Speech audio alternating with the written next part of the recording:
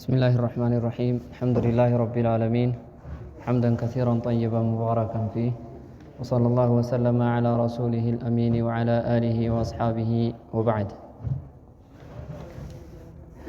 مرحبا. حديثنا من قرأ من كتاب رياض الصالحين باب قطر 76 يا رئيس قطر 76 باب احتمال الأذى من باب نو. احتمال الأذى مالت ሰው በህይወቱ ሲኖር ብዙ ውጣ ውረዶች አሉ እና አዛ የሆነ የሚያስቸግር ነገር እንቅፋት የሆነ ነገሮች ሲገጥሙት احتمال ማድረግ እንዳለበት መቋቋም መቻል صبر ማድረግና መጽናት እንዳለበት የሚያሳዩ ማስረጃዎችን ልናይ ነው። قال الله تبارك وتعالى الله سبحانه وتعالى هنا አስመልክቶ ምን ይላል? بعد أعوذ بالله من الشيطان الرجيم والكاظمين الغيظ والعافين عن الناس እነዛ ሲያወድሳቸው والكاظمين الغيظ ቁጣቸውን የሚውጡ ቁጣ በገጠማቸው ወይንም የሚያስቆጣ ነገር በገጠማቸው ሰዓት ቁጣቸውን የሚቋቋሙ የሚውጡ ሰዎች ለሱ የማይፈቅዱለት ፍትህን እንዲያጓድል በቁጣቸው ተነሳስተው ፍትህን እንዲያጓድሉ የማይሆኑ ማለት ነው። ማለትም የሚቋቋሙ ወልዓፊና عن الناس ሲያልፉ ደግሞ ትግስት ማድረጋቸው ሳያንስ እንደዚሁ عفوت لله ለአላህ ብዬ ትቻለሁ ብሎ ማለት ምን ያክል ትሩፋት እንዳለው አላሁ ተዓላ ያወድሳል ማለት ነው። እንደዚህ አይነት ባሮችን والله يحب المحسنين አላሁ ተዓላ ይሄ አይነቱ ተግባር ከኢሕሳን ስለሆነ ምን ይላል? والله አላሁ ተዓላ يحب المحسنين አሳማሪዎችን ይወዳቸዋል። የአላህ ውዴታ ነው እንግዲህ ዋናው ፈላህ ነጃ መውጫ። ሰዎች ደፋ ቀና የሚሉት የአላህን ውዴታ ፈልገው ነውና አላህ አሳማሪዎችን ይወዳል። ከማሳመር የሚቆጠረው ደግሞ ሰዎችን ቻል አድርጎ እንደዚሁ عفوت لله ማለት ይገባል ማለት ነው። وقال الله سبحانه وتعالى ولمن صبر وغفر ትግስት ያደረገና እንደዚሁ ትቻለሁ ብሎ ከወንድሙ ያለፈ ቃኔ ለአላህ ብዬ ትቻለሁ ብሎ ያለ ሰው إن ذلك ይሄ አይነቱ ተግባር ለሚን عزم الأمور ከትልልቅ በጣም ትልቅ ሰዎች እንጂ ከማይሰሯቸው ከታላላቅ ተግባሮች የሚመደብ ነው። وفي الباب الأحاديث السابقة في الباب قبله ከዚህ አሁን ካለንበት ባብ ቀደም ብሎ ያሳለፍናቸው ሐዲሶች በዚህ ርዕስ ስር መጠቀስ የሚችሉ ናቸው ይላሉ። ስለተጠቀሱ ድጋሜ አንመለስም እያሉ ነው ነወዊ።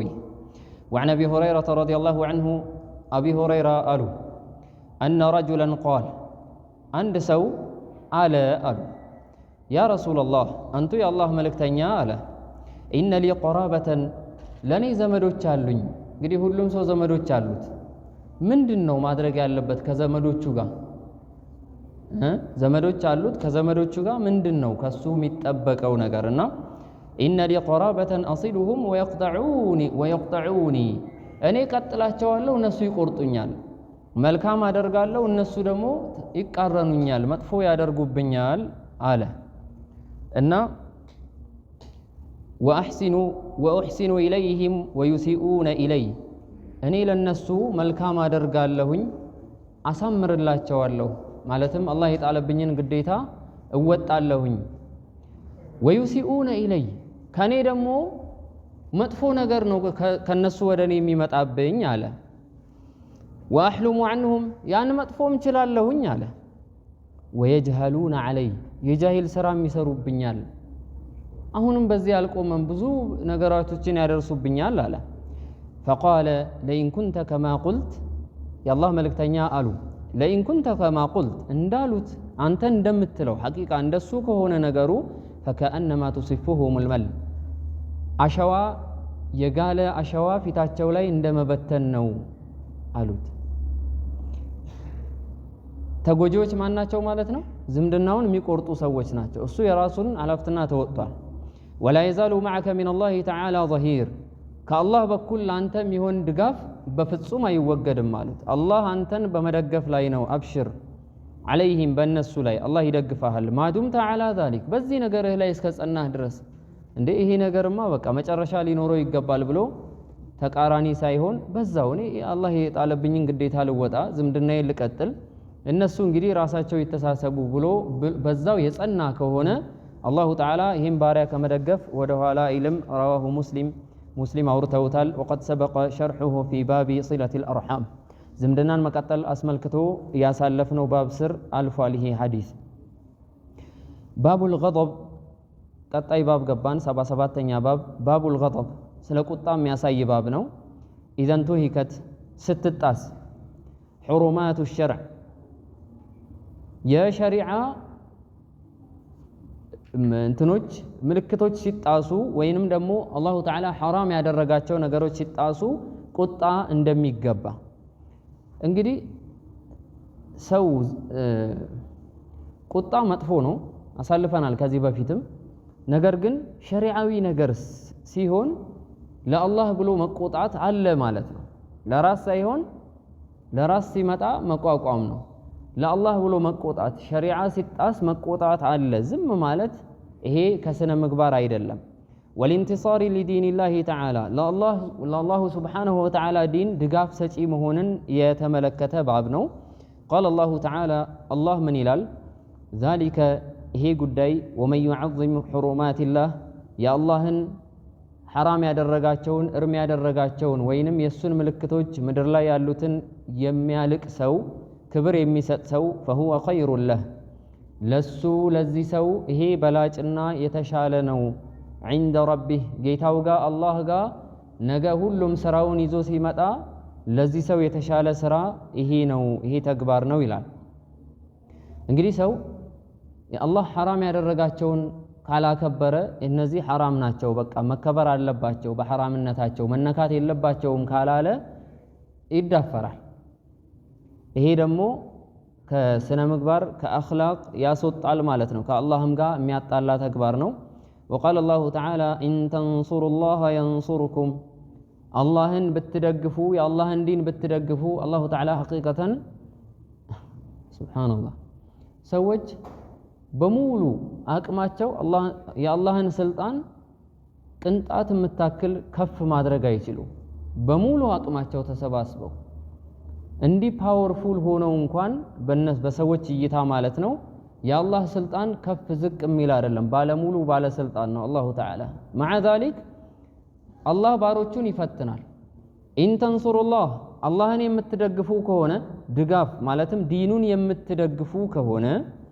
ينصركم አላህ ይደግፋችኋል ኃይል የማይቋረጥበት አላህ ከናንተ ጋር ነው ካንተ ግዴታህን ተወጣ ነው እያንዳንዱ ባሪያ ግዴታውን ይወጣ ويثبت اقدامكم ድጋፍ ሲሰጥ ውጊያ አለ ውጊያ ላይ ደግሞ አላሁ ተዓላ ምን ያደርጋል ويثبت اقدامكم እግሮቻችሁን ጽናት ይሰጣቸዋል ፍርሃት በልቦናችሁ እንዳይገባ እንደዚሁ ደግሞ መሸሽ ውስጥ የሞራል ውድቀት እንዳይገጥማችሁ እግራችሁን አጽንቶ አላህ ያቆምላችኋል ጥንካሬን ይሰጣችኋል ይላል وفي الباب حديث عائشة السابق في باب العفو سلا عفو ማለት ባሳለፍነው ባብ ስር እናታችን አይሻ የዘገቡት ሐዲስ አለ እሱ ምንድነው የአላህ መልእክተኛ ሰለላሁ ዐለይሂ ወሰለም ተደብድበው ከጣኢፍ በምን አይነት ሁኔታ እንደተመለሱ ባለፈው አሳልፈናል እንግዲህ ብለናል መመለስ አያስፈልግም ቀጣይ ሐዲስ وعن ابي مسعود عقبة بن عمرو البدري رضي الله عنه وارضاه قال جاء رجل الى النبي صلى الله عليه وسلم فقال عند سو ወደ አላህ መልእክተኛ መጣና አላቸው إني لأتأخر عن صلاة الصبح ከሱብሒ ሶላት ከፈጅር ሶላት ወደ ኋላ እየቀረሁኝ ነው እየሄድኩ አይደለም አላቸው አላህ መልእክተኛ ነው ይሄን የሚላቸው ሚን አጅሊ ፉላን ይሄም የሆነው በራሴ ተሳነፌ ሳይሆን በከሌ የተነሳ ነው ፈጅር የቀረሁት ማልሄደው አለ ኢማም ነበረ ሙዓዝ ረዲየላሁ ዐንሁ ኢማም ሆነው በሚያሰግዱበት ሰዓት ነው ሚማ يطيل بنا እያስረዘመብን ስለሆነ መሄድ አልቻልኩኝም فما رأيت النبي صلى الله عليه وسلم أبي مسعود من قالوا يا الله ملكتنيان አይቻቸው አላውቅም አሉ غضب في موعظة قط በምክራቸው ላይ እንዲህ በፍጹም ተቆጥተው አይቻቸው አላውቅም أشد مما غضب يومئذ የዛን ቀን እንደተቆጡት አይነት ቁጣ በፍጹም ተቆጥተው አይቻቸው አላውቅም አለ። መቆጣት አለ ነው። የአላህ መልእክተኛም ሰለላሁ ዐለይሂ ወሰለም ተቆጥተዋል ነው። ፈቃለ ከዛም አሉ ያ አዩሃ ናስ እናንተ ሰዎች ሆይ ኢነ ሚንኩም ሙነፊሪን። ብዙ ጊዜ ከዚህ በፊትም ብለናል እዚሁ መድረክ ላይ ሰው የሆነ ጥፋት የሆነ ነገር ሲያዩ የአላህ ነቢይ ትንሽ ጊዜ ነው ቀጥታ የሚናገሩት። ብዙውን ምክር የሰጡት በምንድን ነው? ይሰሙና መድረክ ይወጣሉ። ፈማ ባሉ ቀውሚን ብለው ነው የሚያስተላልፉት። እንደዚህ የምታደርጉ ሰዎች ምን ሆናችሁ ነው ለመሆኑ ብለው ምክር ይሰጣሉ ለሁሉም። ያ ፊክራ በሰዎች ውስጥ እንዳይንሰራፋ ሁሉም ይሰማል አንደኛ። ሁለተኛ ደግሞ ሰውን ቀጥታ ሙዋጃሃ ስታደርገው ቀጥታ ፊት ለፊት ስታወራው ምናልባትም ሸይጣን ብዙ ነገር ይሰራል። የደም ትቦ ላይ መሄድ የሚችል ነው ሸይጣን ማለት በጣም አደገኛ ጠላት ነው። እና በዛ ሰዓት እልክ ውስጥ ያስገባውና ሰውየውን በቃ ከሐቅ መንገድ እምቢ እንዲል በጥሩል ሐቅ ወገምጡ ናስ ሰዎችን ማሳነስና ሐቅን አለመቀበል በጣም መጥፎ ነገር ከኩራት የሚቆጠር ነው። እዛ ውስጥ ሊያስገባው ይችላል። ስለዚህ ቀጥታ ሰውየውን ከመናገር ይልቅ እንደዚህ እኮ ማድረግ አይገባም ብሎ አለሳልሶ መናገር ያስፈልጋል። ኢነ ሚንኩም ሙነፊሪን ከናንተ ውስጥ አባራሪዎች አሉ እንዴ አሉ። ለምን ታባረራላችሁ ሰዎችን? ሰውየው ፈጅር የቀረው ከብዶት ነው።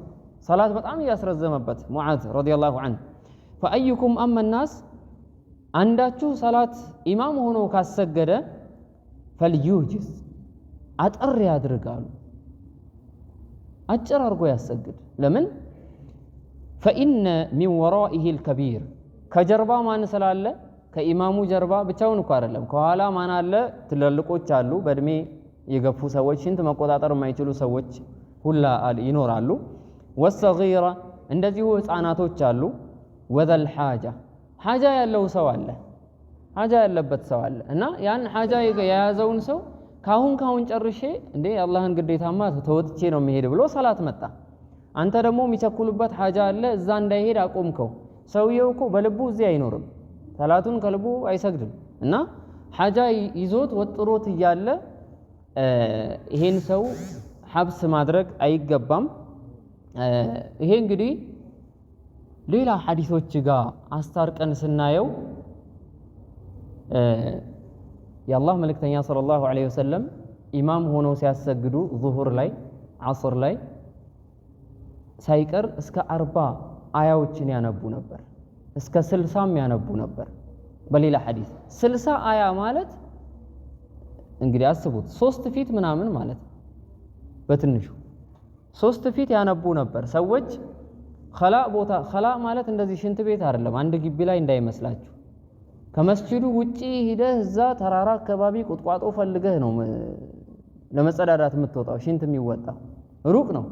እዛ ሄደው እስቲንጃቸውን ጨርሰው ሲብራ አድርገው እስቲንጃ አድርገው ከዛ በኋላ ውዱእ አድርገው ሲመጡ አንደኛ ረካዓ ላይ ነው የሚያገኟቸው። እና ይሄን ለምንድን ነው የጠቀስነው? አጭር ሲባል በሱረቱል ኢኽላስ በቁል ሁወ አላሁ አሐድም ይሰገዳል፣ የሰገዱበትም ሁኔታ ጊዜ ነበረ። ነገር ግን እኛ አጭር ሰላት ባህል ማድረግ የለብንም። ማለትም አጭር ያሳጥር ያሉት ይሄንን ነው። አንድ ፊት ቢያንስ ቢቀራ ኖርማል ነው። አንድ ፊት ዙሁር ላይ ዐስር ላይ በተለይ አንደኛው የመጀመሪያው ረካ ረዘም ማለት አለበት።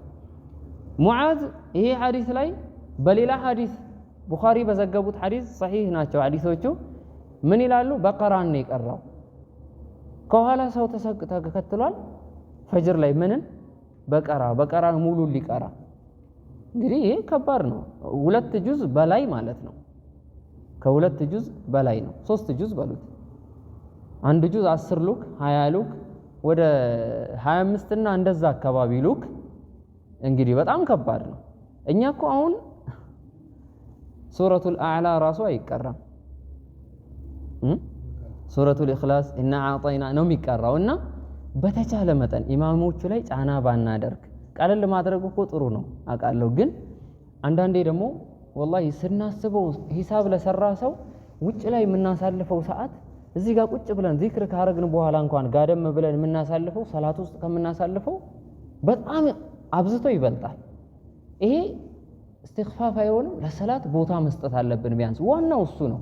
ከዛ በኋላ ነው ሌላ ነገሮች ዋናውን እኮ መለየት ያስፈልጋልና ሰላት ዋና ወደ አላህ ተዓላ መቃረቢያ ዒባዳ ስለሆነ ከሻሃደተይን ቀጥሎ እሱ ላይ ትኩረት ማድረግ አለብን። ኢማም የሆነ ሰው ደግሞ ከኋላ ድምጽ ሲሰማ ህፃናቶች የሚያለቅሱ ከሆነ አጠር ለማድረግ መሞከር አለበት። አንዳንዴ ደግሞ ረዘም በጣም ያርዝም ሱረቱል በቀራ ይቅራ ማለት አይደለም።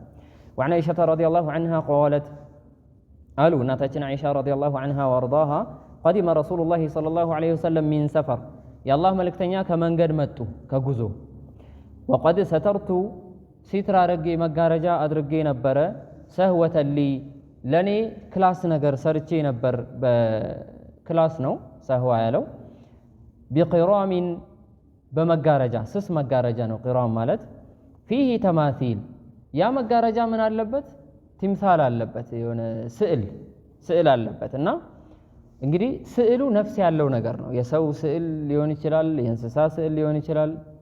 እንግዲህ الى اخره فلما رآه رسول الله صلى الله عليه وسلم ከዛ መንገድ ሲመጡ የአላህ መልእክተኛ አዩት። ሀተከሁ ቀጥታ ምንድነው ያደረጉት?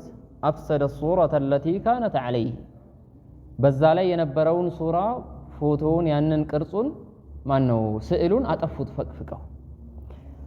وتلون وجهه ፊታቸው ተቀያየረ በቁጣ መቆጣት አለ ነው እንግዲህ ርዕሳችን ለዲን ሲሆን وقال يا عائشة أنت عائشة ሆይ أشد الناس عذابا عند الله يوم القيامة የትንሳኤ ቀን ከሰዎች ሁሉ በጣም የበረታውን ቅጣት የሚገጥማቸው ሰዎች الذين እነዛ ሰዎች ናቸው يضاهون የሚያመሳስሉ بخلق الله يا الله سبحانه وتعالى ፍጥረት የሚያመሳስሉ እንግዲህ ኖርማል ሩህ የሌላቸው ነገሮች ጀማዳትን መሳል ችግር የለም። ግን ስዕል ያለው በተለይ ስዕል ያላቸው ልብሶች ሰግደን መስጂድ መምጣት የለብንም። መልበስም አያስፈልግም፣ መግዛትም አያስፈልግም። ከዛው ከቤቱ መራቅ ነው መጠንቀቅ ነው እና ማመሳሰል እና የአላህን ፍጥረት ማለት ነው እሱ ላይ ትብብር ማድረግም ራሱ አይቻልም እና ይሄ ነው። ሌላም ራሱ ብዙ ነገሮች አሉ። አላህ ይጠብቀን። ልብስ ስንገዛ እንደው የተጻፈበት ልብስ ባንገዛ የተሻለ ነው። ጽሁፍ ራሱ ወላሂ በጣም እንደው ላየው ሰው መቼም ያላወቀው አላወቀውምና እንዲህ ቅርጾች አሉ። በቅርጾች ራሱ የሸይጣን አምልኮ አርማ የሆኑ ምልክቶች ልብስ ላይ ታትመው ይመጣሉ። በብዙ መስጂዶች ላይ የራሳቸው አርማ ነው። ዙፋናቸውን የሚሰሩት በዛ ነው። ለደጃል በሚያዘጋጁት እንደ ፒራሚድ አይነት ቅርጽ ማለት ነውና እነሱ በጣም ጥሪ ያደርጉበታል። ምልክታችን ነው ይላሉ። ያንን እኛ ጋር ልብስ መስጂድ ላይ ራሱ ጽሁፎቹ ስፔሊንጎቹ ሳይቀር ኮዳቸው ተሰርቶ የነሱ ዳዕዋ ነው ሲኬድ ማለት ነው። አሁን የንግድ ባንክ አካውንት እንዴት ነው ለ15 ስታካፍሉት ስንት ይመጣል? 666 ይመጣል። ለምሳሌ ነው ማለት የማንኛውም አካውንት ቁጥር ለ15 ብታካፍሉት 666 ነው ይመጣ። ለ150 ብታካፍሉት ከዛ ይወጣም 666 ነው። ለ1500 ለ15000 ብታካፍሉት 666ን አይለቅም። የቁጥር ቁማር ነው እነሱ። ያ ኮዳቸው መግባቢያቸው ነው። ዓለምን የመቆጣጠር ፕሮግራም እያቀዱ ይገኛሉና አላሁ ተዓላ አያሳካላቸው። እኛን አላሁ ተዓላ ሙንተሲሪን ያድርገን። ምን ለማለት ነው? ጽሁፍ ያለባቸውን ነገሮች አንግዛ ነው አጠቃላይ መልእክቴ። መርሐባ السهوة كالصفة سهوة ማለት ሱፋ ነው። ተኩኑ አህሉ ሱፋ ይባላሉ። ያው የመስጂድ ዳርቻ ላይ ስለሚያድሩና ስለሚሰባሰቡ ነው። ተኩኑ በይነ የደይል በይት እችኛዋ አሰህዋ የተባለው ቤት ላይ የሚደረግ ነው ማለት ነው።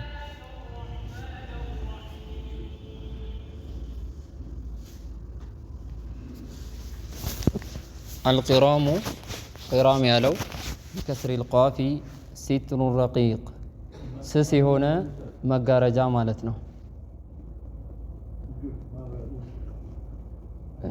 ሂድ መብራቱን ቀንስ ናዚና وهتكه أفسد الصورة التي فيه بس على ينبرون فوتو بلاشوت مالتنا وهتكه مالت وعنها رضي الله عنها عن عائشة مالتنا أن قريشوج أهمهم شأن المرأة المخزومية مخزومية و سيت قداي أساس سباتشو التي سرقت ياتشي يسرقت مخزومية عند سيت نات كمخزومية نات سرقة فقالوا سوتشالو كسواقو سايلو سوغنوش مالتنا من يكلم فيها رسول الله صلى الله عليه وسلم ما أنه يا الله ملك تنيان مياوراتشو بزي قداي إجوان داي قرط مالتنا فقالوا ارسبرس تبابالو من يجترئ عليه إلا أسامة بن زيد أسامة بن زيد نجي للا ما ندافر على الساتشو باهدو لماورات حب رسول الله صلى الله عليه وسلم يا الله ملك تنيان وداجنا ونا أسامة السنو هيدو ماورات ያለበት እንደው እቺ ሴት እንዴት ነው ክብር ያላት ናት እንደው ቤተሰብ ናት ባይቆረጥ እጇ ሊሉ ማለት ነው ማቅለያ ነገር ሊጠይቁ ነው فكلمه أسامة ሄደው እንግዲህ ከራሷ ጎሳ ናቸው እሳቸውም أسامة የአላህ መልእክተኛን አሉ ነገሯቸው ጠየቋቸው فقال رسول الله صلى الله عليه وسلم የአላህ መልእክተኛም አሉት أتشفع في حد من حدود الله ከአላህ ድንበሮች ከአላህ ውሳኔዎች ወይንም ፍርዶች ባንዱ ላይ ልታስታርቅ ነው እንደ የምትፈልገው አሉት በቁጣ ማለት ነው ثم قام فاختطب ከዛም ብድግ አሉና ወደ ኹጥባ ገቡ ለጀማዓ ማለት ነው ቀደም እንዳልነው ለሁሉም እንዲማር ለሁሉም ነው የሚናገሩት እና ثم قال انما اهلك من قبلكم እከሌ ብለው አይጠቅሱ ይሄ ምን ያመጣል መሰላችሁ እከሌ ብሎ ቢነገር እንደው ሰውየውን ዑሙማን እንደው የሆነ ቢድዓ ሊኖርበት ይችላል ሰውየው የሆነ የሚሰራው መጥፎ ስራ ሙሐረማት ላይ የወደቀ ሊሆን ይችላል እከሌ ብሎ ቢወራ ሰውየው ኸይራት የለውም ማለት አይደለም ሌላ ኸይራቶች ደግሞ አሉት ነገም ለተውባ ሊሳሳብ ይችላል በዛ ሰዓት ሰዎች ልብ ላይ ወንድማቸውን እንዲጠሉ ማድረግ ራሱ ተገቢ አይደለም እና እከሌ ከማለት ይልቅ ምንድነው ይሄ አይነት የምታደርጉ ሰዎች በጅምላ ይሄ እኮ ትክክል አይደለም ብሎ ማስረጃ ማቅረብ የተሻለ ነው انما اهلك من قبلكم ከናንተ በፊት የነበሩ ህዝቦችን ያጠፋቸው እኮ የጠፉበት ምስጢር انهم كانوا እነሱ ስለነበሩ ነው አሉ اذا سرق فيهم الشريف تركوه የተከበረ ሰው ሲሰርቅ ይተውታል የአላህን ህግ አያስፈጽሙበትም وإذا سرق فيهم الضعيف دكاما دمو أكمبيس سيسرق دمو أقاموا عليه الحد دنبر يقوم بطال مالتهم هجون يتقبرالو يا الله هج مالتنا يسرق እጂ ቆረጥ የሚለውንና መሰል ህጎችን ይተገበራሉ ማል ላይ በኢኮኖሚ ወይንም ክብር ትንሽ የሆነ አቅም የሌለው ሰው ላይ ሲሆን ማለት ነው በዚህ ተግባራቸው ነው የድሮዎቹ የጠፉት እናንተም ይሄ ጣ እንዳይገጥማችሁ ነው ويم الله أقسم بالله عندما ነው لو أن فاطمة بنت محمد صلى الله عليه وسلم فاطمة يا محمد لجالو يا راساتشو لج سرقت بتسرق قالوا لقطعت يدها من كذي በላይ ምን ይመጣል እጇን ቁርጥ ነበር አሉ ይህ ሰው ከልጁ በላይ የሚወደው ማን አለ በመድር ላይ ልጅ በጣም ትልቅ ቦታ የሚሰጣት ናት አይደል እንዴ ይሄ ከመሆኑ ጋር የአላህን ህግ ማስፈጸም ልጅ ቤተሰብ ባዳ የሚባል ነገር የለም ሁሉም ላይ መስራት መፈጸም አለበት ማለት ነው የአላህ ቁጣ እንዳይመጣ متفق عليه بخارينا مسلم يዘገቡት ሐዲስ ነው